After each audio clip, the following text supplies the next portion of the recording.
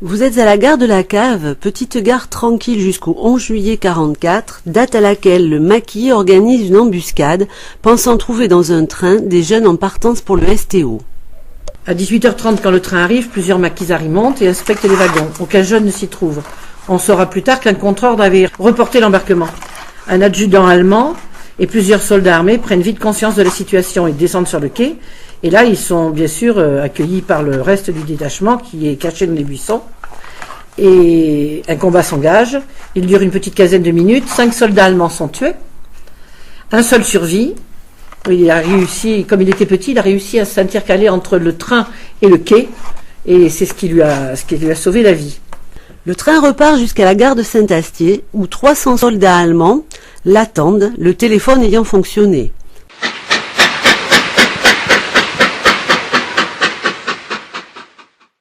Un camion avec des tueurs de la Gestapo, appelé Bicot, part alors pour la Cave.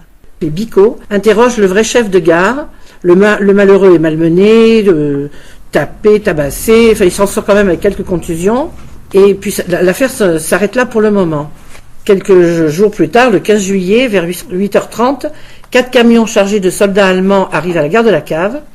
Ils sont commandés par le fameux Humbrecht, qui était un monsieur de la Gestapo, qui a sévi notamment à Oradour-sur-Glane. Ils font sortir tous les hommes des maisons et vérifient leur identité. Parmi eux, 5 réfugiés israélites sont arrêtés, en référence aux 5 Allemands tués. Arrive à vélo M. Eman, un juif, il est arrêté et remplace une des 5 personnes qui n'étaient pas juives. Les Allemands amènent ces personnes au hameau de la Barde, les font déshabiller et les exécutent.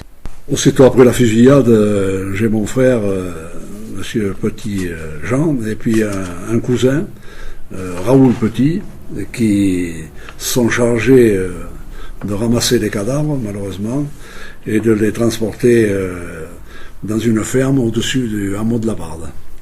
Et de là, ils sont repartis. Mon cousin était dans l'armée à l'époque, et mon frère était dans le maquis, ils ont rejoint leurs unités. Une stèle maintenant est à la Barde pour indiquer ce massacre.